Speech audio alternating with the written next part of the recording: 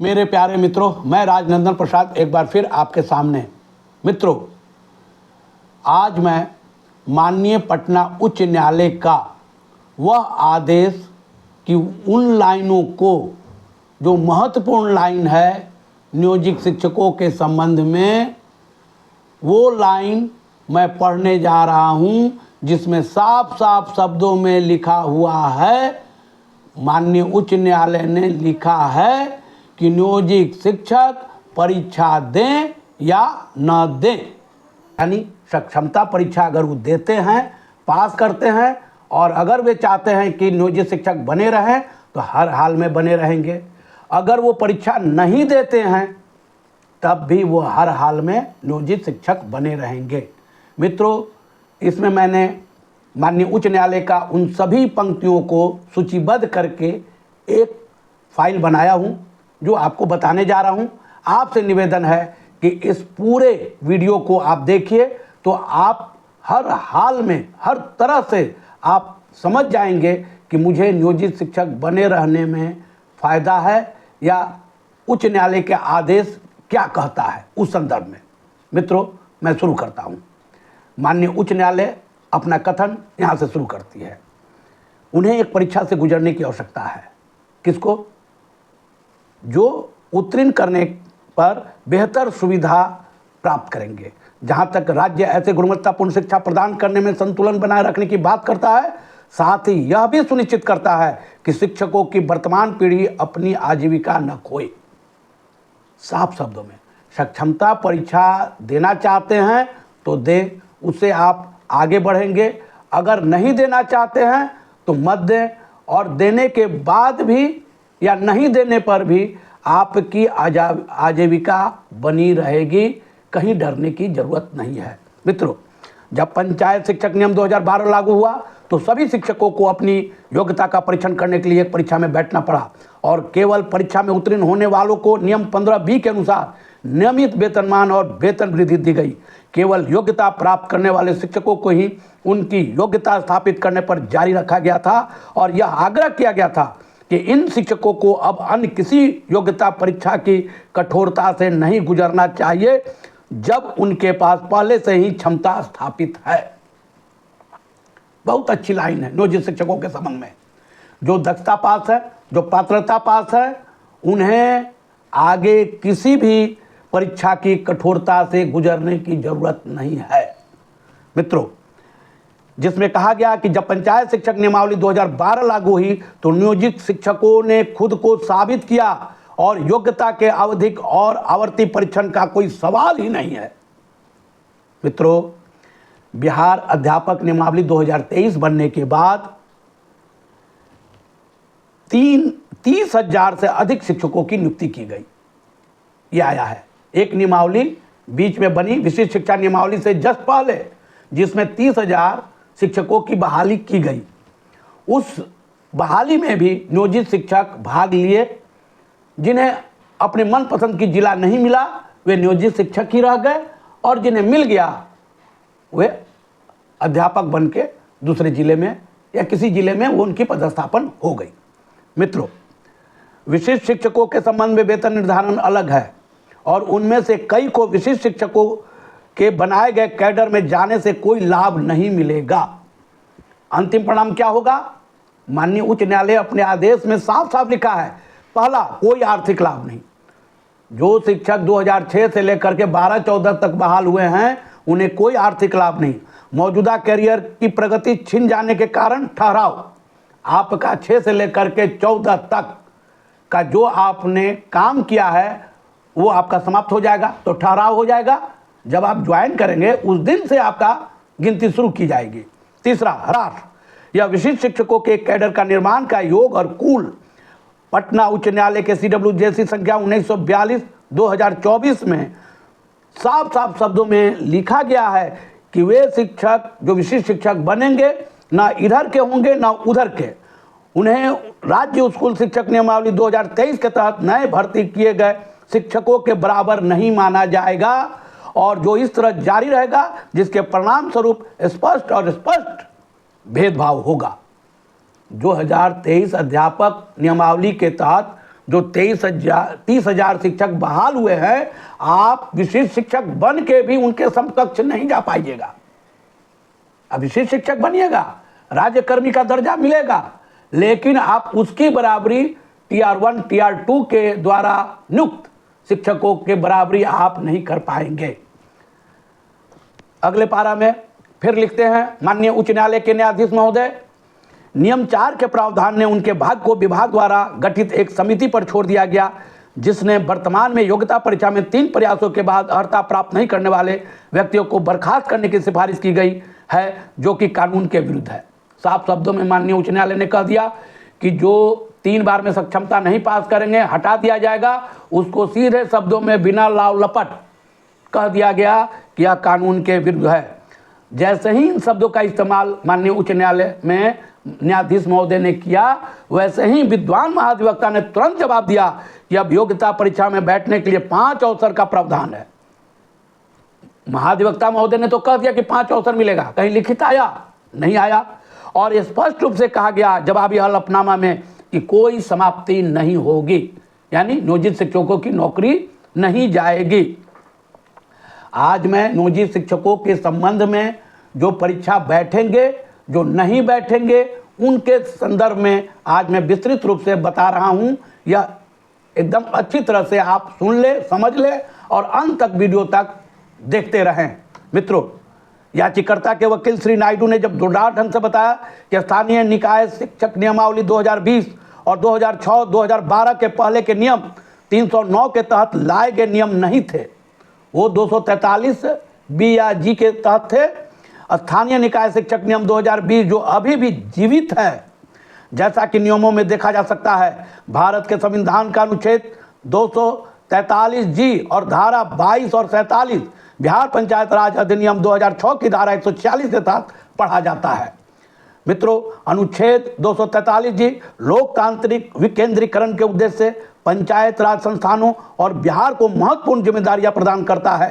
पंचायत राज अधिनियम ने विशेष रूप से राज्य के ग्रामीण क्षेत्रों में स्थित प्रारंभिक स्कूलों में शिक्षकों और प्रशिक्षकों के चयन और नियुक्ति का प्रावधान करके इसे प्रभावी बनाया।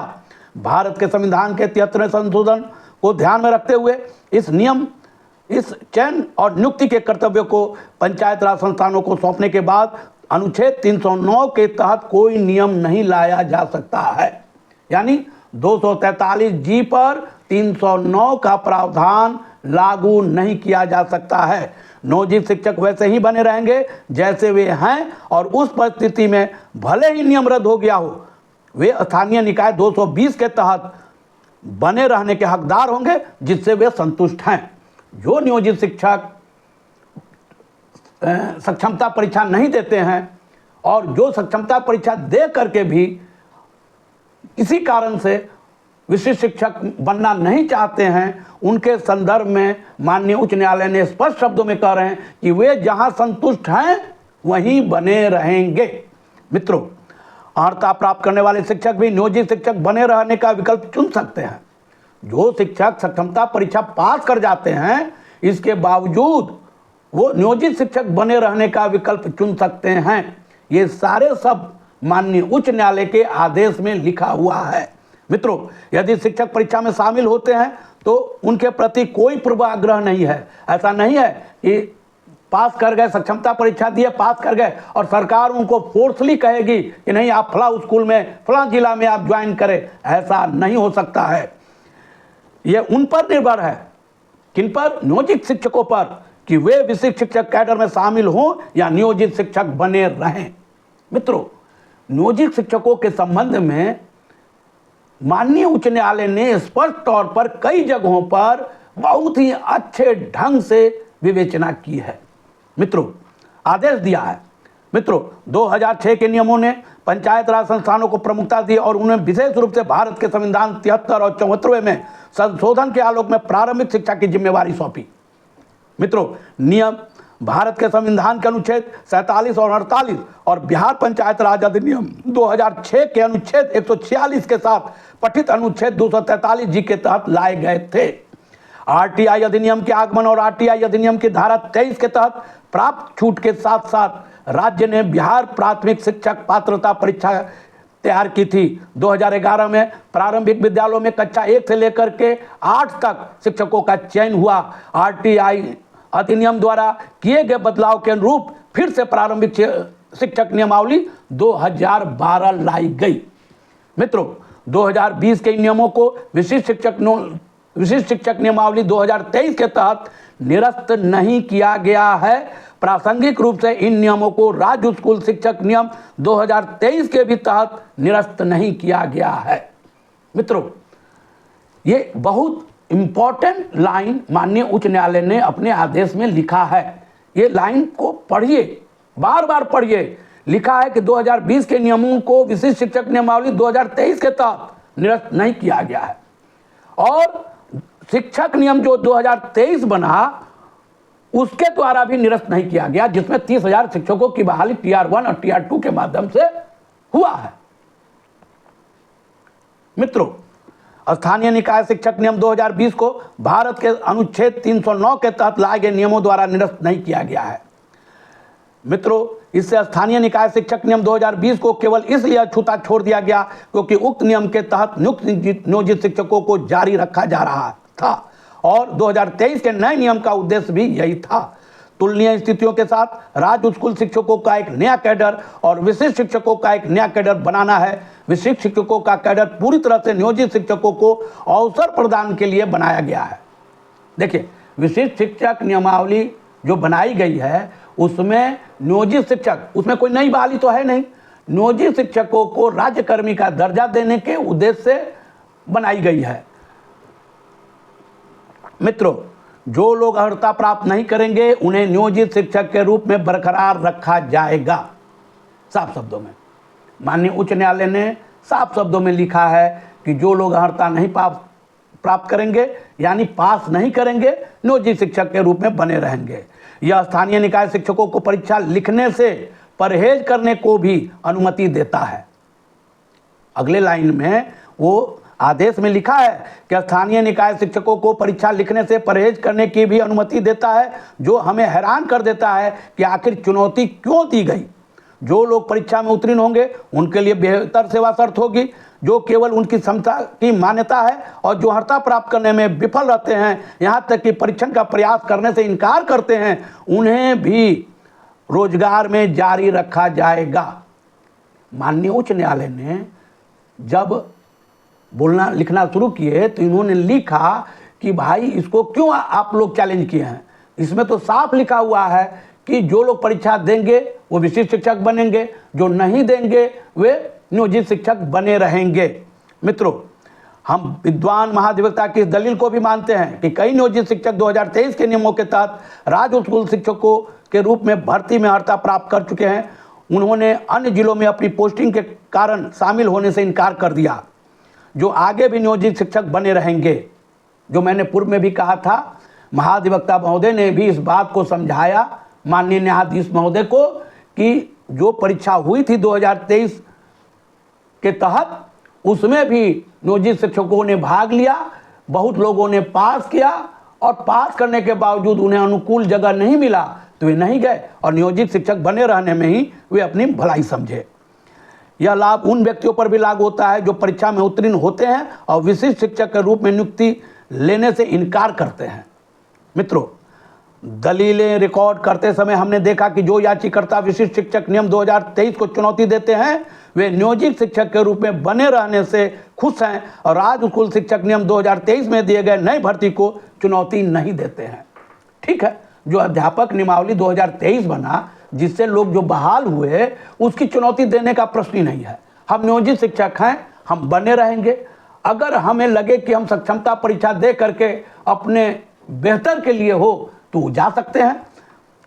मित्रों, नियम 4 और नियम 12 के प्रावधानों को अलग रखें और विभिन्न संवर्गों में प्रत्येक के लिए पदोन्नति के रास्ते सुनिश्चित करने के लिए उचित अनुपात बनाने का भी निर्देश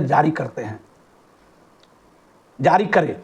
मित्रों, इन्होंने राज्य सरकार से कहा कि नियम 4 और नियम 12 को अलग कर दिया गया, उसको तो स्टक डाउन कर दिया गया और उन्होंने आगे कहा कि प्रत्येक संवर्ग के लिए पदोन्नति के रास्ता सुनिश्चित करने के लिए उचित अनुपात बनाने का निर्देश जारी करें।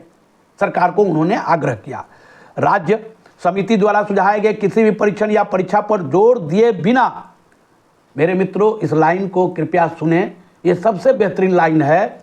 राज्य समिति द्वारा सुझाए गए किसी भी परीक्षण या परीक्षा पर जोर दिए बिना नियोजित शिक्षकों के वेतनमान को कम से कम समिति द्वारा सुझाए गए स्तर तक बढ़ाने पर विचार कर सकता है। जो लोग ऐसे टेस्ट या परीक्षा में सफल होंगे उन्हें और भी बेहतर स्केल दिया जा सकता है। यह केवल एक सुझाव है जिस पर राज्य सरकार विचार किया जा सकता है, राज्य सरकार द्वारा विचार किया जा सकता है। मित्रों, जो विशिष्ट शिक्षक बनेंगे उनके तो नियमावली के तहत अलग नियम है, लेकिन जो नियोजित शिक्षक बने रहेंगे उनके लिए साफ शब्दों में है कि उनके लिए भी पदोन्नति के रास्ते खोजा जाए। मित्रों, यह एक एकीकृत तथ्य है कि नियोजित शिक्षकों को वेतन दिया गया है। माननीय सर्वोच्च न्यायालय के विचार के अनुसार उचित प्रलब्धियां प्रदान की गई है। उपरोक्त उदाहरण से रेखांकित भाग में सुझाव देते हुए कहा गया, नियोजित शिक्षकों के वेतनमान को बिना किसी अतिरिक्त परीक्षण योग्यता के सभ्य पारिश्रमिक प्राप्त करने के लिए बढ़ाया जाना चाहिए। स्पष्ट शब्दों में कि बिना कोई अतिरिक्त परीक्षा लेने की जरूरत नहीं है, उनके भी वेतन बढ़ोतरी के लिए आप बेहतर उपाय करें। मित्रों, उठाए गए तर्कों में से यह भी था कि जब विशिष्ट शिक्षक और नियोजित शिक्षक सेवानिवृत्त होंगे तो यह पद स्वचालित रूप से राज्य स्कूल सेवा को दे दिया जाएगा। मित्रों, ये चला जाएगा वही अध्यापक शिक्षक नियमावली 2023 के तहत। मित्रों, उपरोक्त तर्क को सभी चीज पढ़ने लिखने के बाद उन्होंने जो नियम ऑर्डर दिया लास्ट में, वो मैंने कल भी बताया था, आज भी अंतिम पारा है। प्राथमिक विद्यालय शिक्षक नियम 2023 के नियम के प्रावधान 4 को रद्द किया जाता है। प्राथमिक विद्यालय नियम 4 को रद्द किया जाता है। राज्य एक शिकायत निवारण तंत्र प्रदान करेगी, जैसा कि स्थानीय निकाय शिक्षक नियम 2020 द्वारा नियोजित शिक्षकों को लेकर प्रदान किया गया है। राज्य कैरियर में प्रगति के लिए प्रावधान करेगा, विभिन्न संवर्गों के अनुपात निर्धारित करेगा ताकि राज्य को निर्धारित उचित शर्तों के अनुसार उन्हें पदोन्नति पर विचार किया जा सके। नियोजित शिक्षकों को जारी रखने और विशिष्ट शिक्षकों के रूप में नियुक्तियां करने के लिए राज्य सरकार द्वारा की जाने वाली कवायद को RTE अधिनियम 2009 की धारा 23 के प्रावधानों को पालन करना होगा। मित्रों, और अंत में माननीय उच्च न्यायालय जो हर बार हर एक जजमेंट में लगभग यही लिखती है कि अन्य निर्दिष्ट प्रावधानों को निरस्त करने के साथ विवादित नियमों को बरकरार रखते हुए रिट याचिका को निपटारा किया जाता है, और निपटारा कर दिया गया। तो मित्रों, इस तरह माननीय उच्च न्यायालय ने नियोजित शिक्षकों के संदर्भ में एक बेहतरीन, इससे बेहतरीन आदेश नहीं हो सकता है। स्पष्ट शब्दों में ये आज जो मैंने आपको बताया, नियोजित शिक्षकों के संबंध में सक्षमता देते हैं नहीं देते हैं, किसी भी तरह से डरने की जरूरत नहीं है। रही बात नियोजन इकाई की, तो ये नियोजन इकाई के संदर्भ में कहीं कुछ लिखा हुआ नहीं है, लेकिन ये मान के चलिए मित्रों, नियोजन इकाई कभी भी विलुप्त नहीं किया जा सकता है। नियोजन इकाई बरकरार रहेगा। बहुत सी बातें अभी सोशल मीडिया में हो रही है कि नियोजन इकाई का सम्मिलन हो रहा है, ये हो रहा है, वो हो रहा है। डरने की जरूरत नहीं है। आपका ट्रांसफर बहुत होगा तो नियोजन इकाई के तहत कहीं किया जा सकता है, एक प्रखंड में ही उसी प्रखंड क्षेत्र में किया जा सकता है, तो वहां जाने में कोई आपत्ति आपको भी नहीं होनी चाहिए मित्रों। क्योंकि ऐसा नहीं है कि पटना के किसी प्रखंड के नियोजन इकाई को कटिहार के नियोजन इकाई में भेज दिया जाए, ऐसा संभव नहीं है। न्यायपालिका है, न्याय मिलता है, इस देश में लोकतंत्र की व्यवस्था है, कहीं डरने की जरूरत नहीं है। न्याय आपको आगे भी मिलेगा, और माननीय उच्च न्यायालय से लेकर के सर्वोच्च न्यायालय तक सभी आपके लिए लोग चिंतित हैं कि आपकी नौकरी बची रहे, हर हाल में आप नियोजित शिक्षक के रूप में कार्य करते रहें। मित्रों, अंत में मैं एक बात जरूर कहना चाहूँगा, आपके सहयोग से मेरा चैनल आगे बढ़ रहा है, आपकी बहुत बड़ी भूमिका है, लेकिन मेरा निवेदन करना आप कर्तव्य बनता है। आप मेरे चैनल को सब्सक्राइब कीजिए, शेयर कीजिए, बेल बटन दबाइए और लाइक कीजिए। मित्रों, इसके लिए बहुत बहुत धन्यवाद। धन्यवाद। जय हिंद।